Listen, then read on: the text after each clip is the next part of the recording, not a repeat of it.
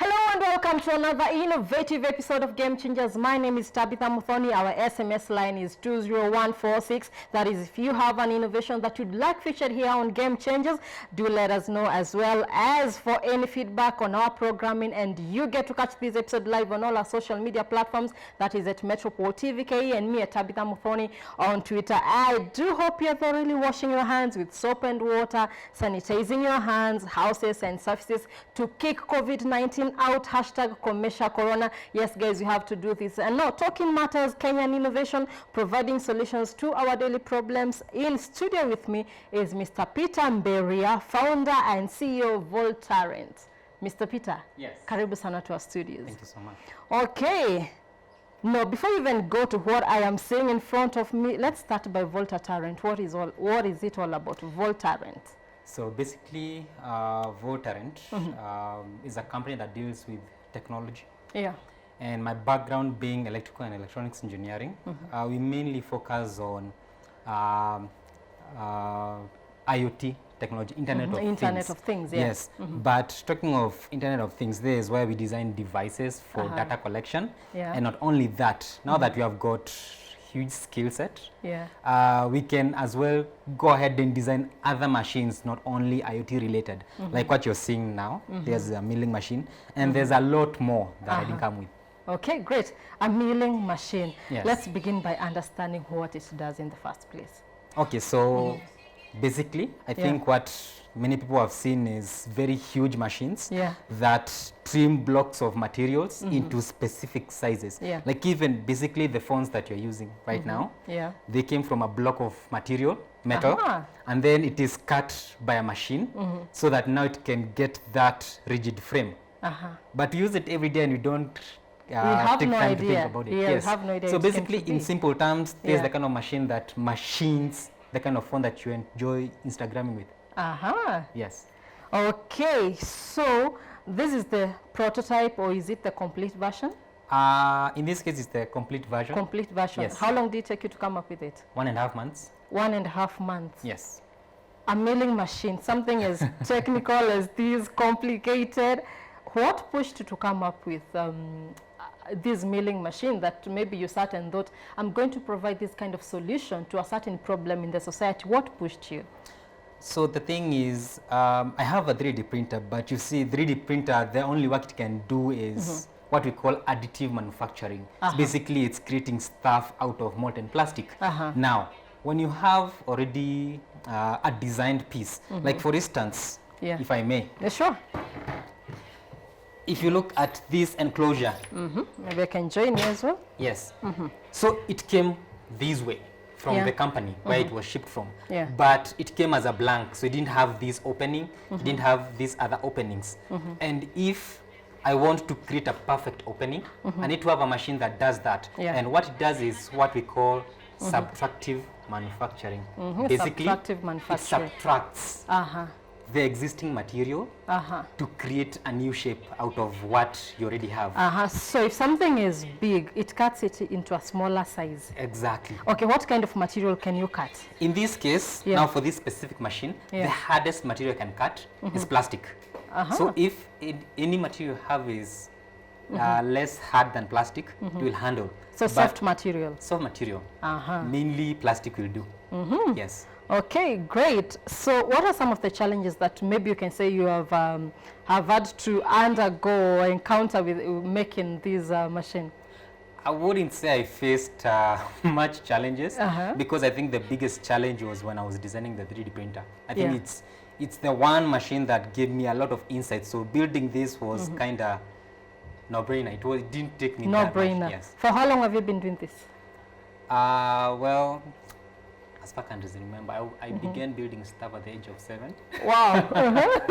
So I think I became serious when I was in class 8. Class 8, Peter? Yes. Up to now? Up to now, yes. That's a whole world of experience. Exactly. So when I say 1.5 months, that's enough experience. You know what you're doing. Yes. Okay. So if someone would like to maybe buy this machine, do you have other models already, like similar to this one? So this is the only one I have right now. I don't have any demand at the moment. I haven't marketed it. But if somebody wants to have this, and mind you, this is a 5-axis milling machine. Okay. Basically, there's the Z axis up and down, there's the X axis, and then there's the Y axis where it moves this way. And you're going to see that how it works later on. Yes, and then it has A and B axis. So it has 5. So it can give you a lot of freedom. So you don't need to keep on changing the different directions for you to machine different areas. You just put it there, load your program, leave the machine to cut everything. Okay. How much will you sell it at?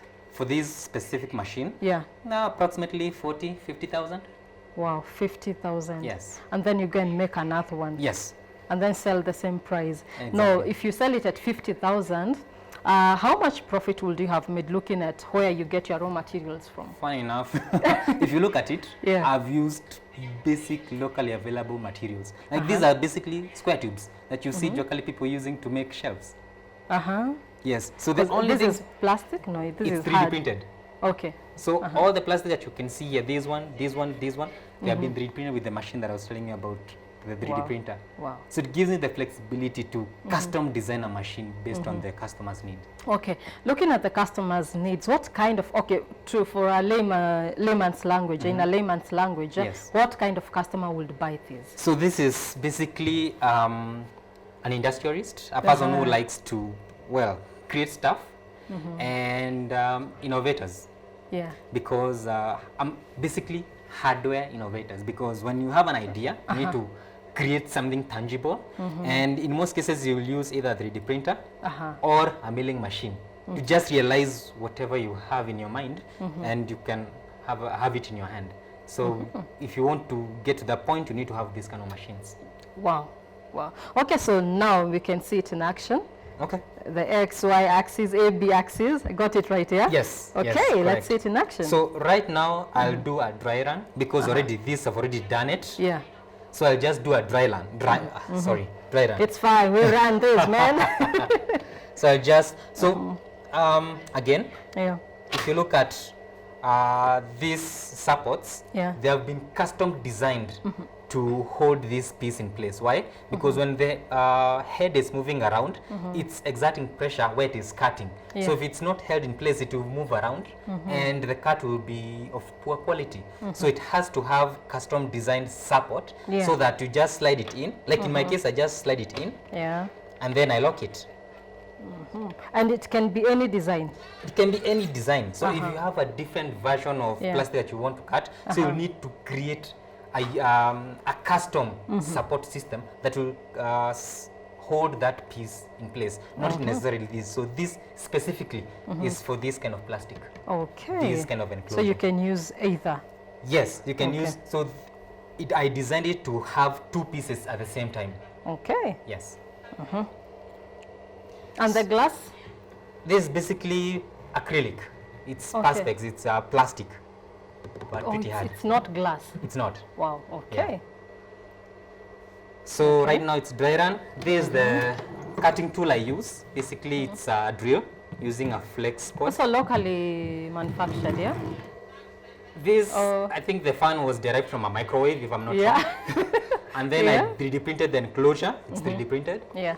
And then you power it from an external 240 volts. Yeah. So what I do is I made it robust enough. I can hook this tool inside here. So I just slide it with some force, like so.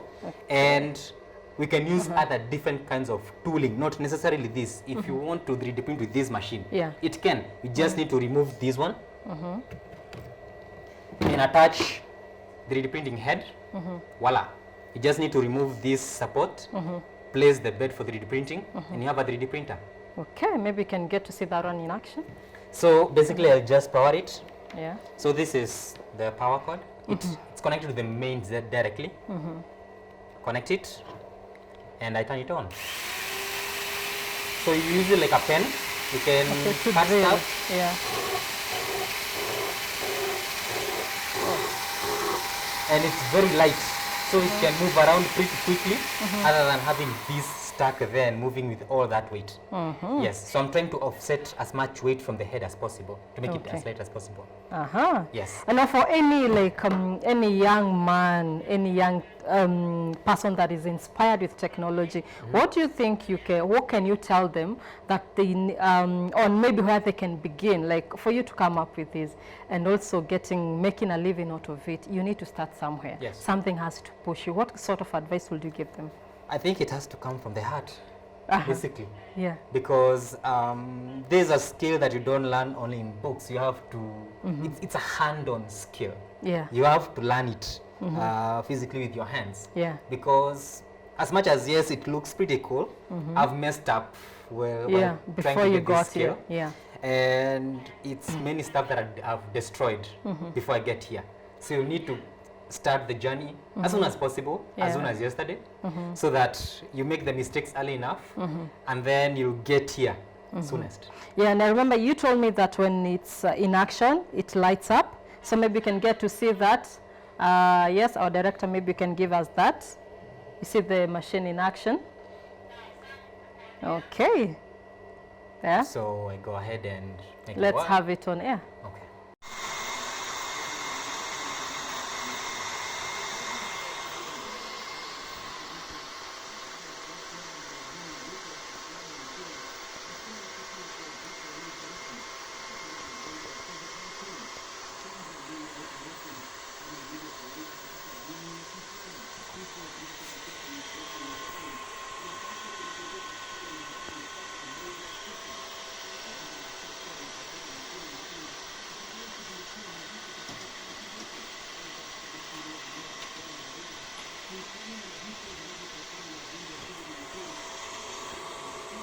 Yeah, what are you making there? What's that? So it's basically this exact set. Okay. Yeah, so okay. Oh, okay, good. I think there we have it here. So for anyone maybe who'd like to maybe get in touch with you, how do they do that? So my contacts. Yeah. It's 0715 794 913. On Facebook, just type Peter Mbiria Minor. Mbiria, M-B-I-R-I-A, or Voltarent Engineering Limited. V-O-L-T-A-R-E-N-T. Exactly. Voltage, current, combined. Combined and fused together. Yes, before we leave, I see something else there. Yes. Lighting up. Is it a part of this? So it's different. So another innovation. Yes. Super. Yeah. Let's get to see how it works. So you can see two versions. I think people will like this one. It looks much neater, but this is the very first version. So what is it? This is a security device, very simple security device. So what does it do? It has two sensors, motion detector. So it simply takes the heat levels that any human radiates, and then it's able to capture that and send a signal that there's an activity somewhere. Understand? So if I put this sensor outside my door and somebody gets into my compound, within a range of 7 meters, it will detect. A range of 7 meters? 7 meters. It can't go further? So for this specific sensor, it's only limited to 7 meters. Oh, okay. Yes. But you can still create others for... There are others out there that have a bigger range. Okay. But in this case, I just use the 7 meters because of my compound is lesser.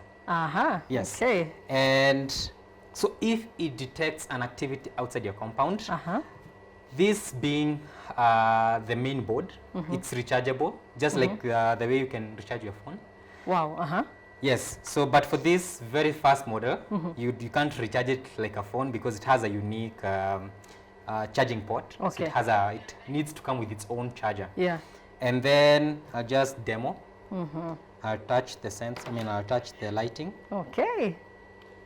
So I don't need to have like an external power supply. I just need to charge this piece. Yeah. And for the next 2 weeks, I'm secured. Wow. One charge lasts 2 weeks.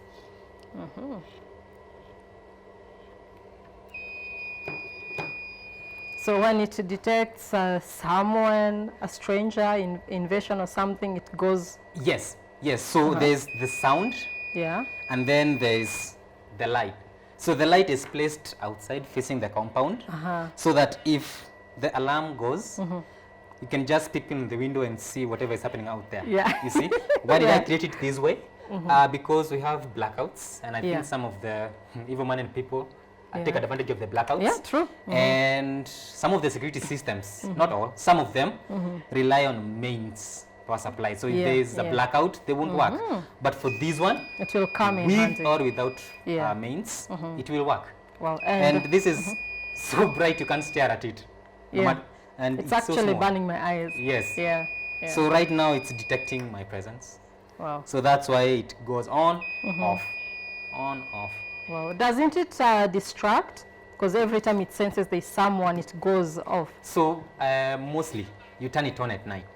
Okay. At night. Very effective at night. Security. Very effective at night. Okay, and the blue one? That's so this is the version that I would roll out there. Why? Because it has a charging port like your phone. So you can use the same charging port that you use on your phone, charge it, and then it has its own docking station where you dock it and you leave it. So the docking station is mostly put on the wall, and then this slides in it. Wow. Yes, wow. So this is the advanced version. So the material also locally available? This is 3D printed. Wow. So this is 3D printed. Looks pretty cool with my company. Yeah, it does. There. Yes, and everything so how is much locally available. Yeah, how much should you sell it for? 5,000. 5,000 only. Only. Hey, wow. Security tightened. Okay, so maybe something else that we can look at? Maybe do a dry run of this milling machine. Another one? When it is moving around. Okay, super. Yeah. Yeah. So I'll just, it's machine dependent. Yeah. So I control it with the laptop. With the laptop, okay.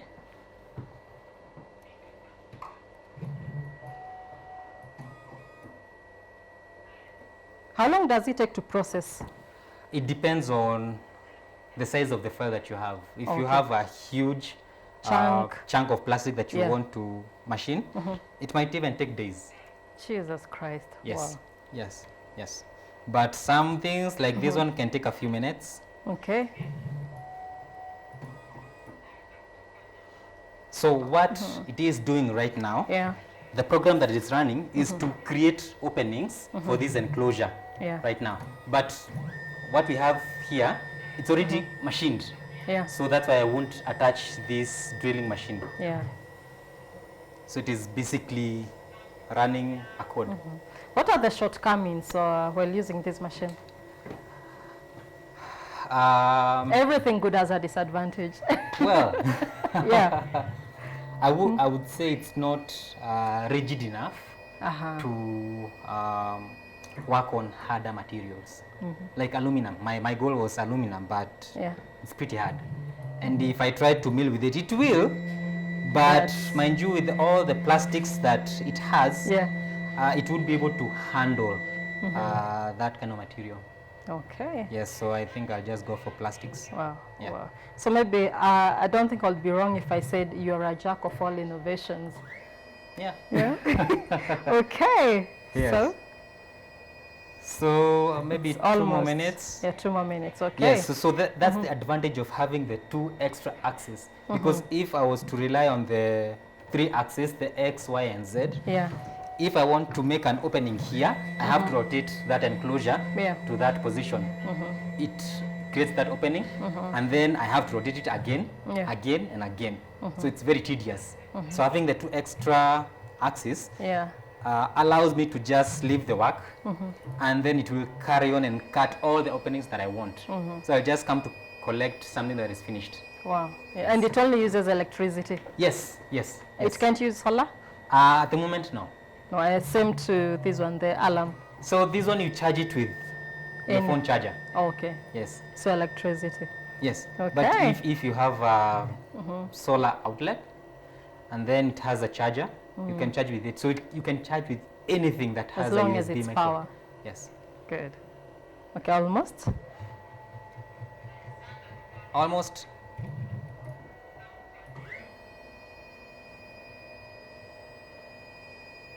So what it is doing all the time is what we call homing.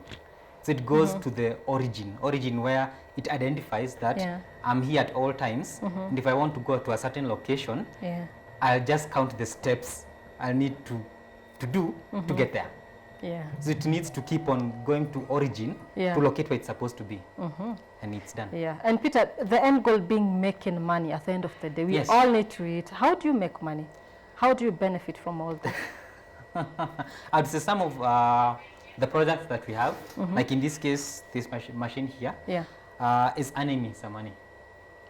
Because like these enclosures, they came in blank, and the company needed a person who has a machine and know how to machine it. And there's a cost per piece.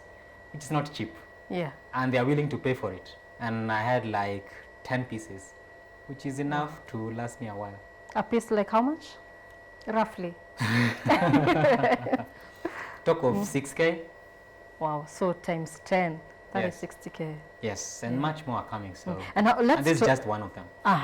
Okay, so how about the patenting of it so that no one else steals this kind of creation? I'm not so strict on that because the thing is, with enough skills, somebody can go to the net, copy what other people have done, and make theirs. You see? So right now we have got many open source projects that somebody can just create something if they want to, and it can help them. I don't bother. I don't want to like go to the patenting side of things because it won't help me out. And you know, nothing can ever be exact as Peter's, as exact as Richard. It can never be. Some things I can patent, but not this one. Wow. Yes. Okay, so we have another innovation that you've come up with. Maybe we can have that. We can have that on our screens. Okay. Yeah, the music DNA. Yes, so I created that just for fun. Just for fun? Just for fun. What inspired you? I like enjoying my music in a different way. Not only to just, there's the buzz side of things where you just sink into your seat and be like, that music is good. I want to enjoy it in a different way. Suppose there's a lighting system that syncs with the music real time, you see? So I not only enjoy listening to the music, the environment syncs with the music. I can just stay there, look at them, and I just get lost. Music mesmerizes you so. Yes. All right, so let's have that one on air.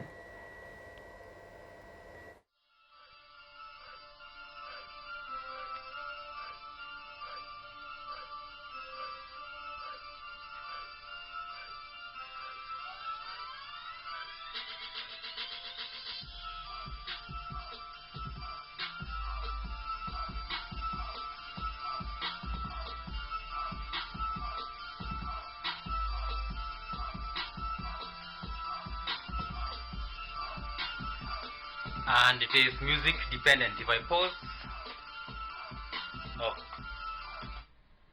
pause, stops, play.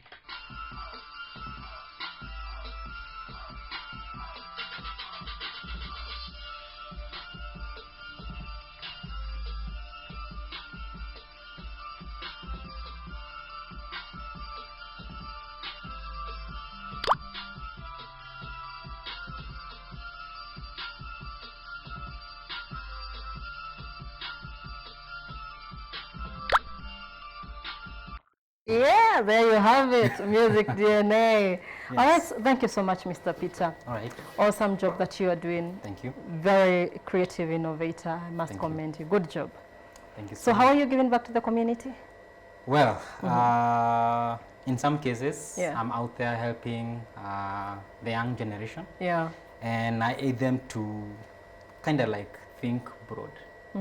I help them out to learn design works. 3D printing, and also introducing them to electronics. It's fun as much as it's hard, but it's fun. Okay, future prospects, maybe have a school or something? I think I'll just manipulate the existing system. And instead of creating something else, just get into the existing system. And I mean, think of it this way, the existing schools, and then each school gets such a machine. Awesome. And then maybe there's a syllabus introducing this machine, and it's designed so simply that even allows the student to disassemble it and assemble it with instructions, and gives them simple instructions to control it. Super amazing. Yes. Okay, one final wrap on your social media handles, how people can get you. Okay, so on Facebook, it's Peter Mbiria Minor, or Peter Mbiria, or Votarent Engineering Limited. Still on Facebook, that's my page. On Twitter, it's Mbiria1, just the number 1. Instagram now. And my contacts is 0715 794 913. There you have it, Votarent Engineering Limited. Okay, so from me, Tabitha Muthoni, and the entire Game Changers team that made this live broadcast a reality or into action, I'd like to say thank you very much, and to my guest, Mr. Peter, asante sana. And until next time, keep sanitizing, keep COVID-19 away. Till next time, be a game changer.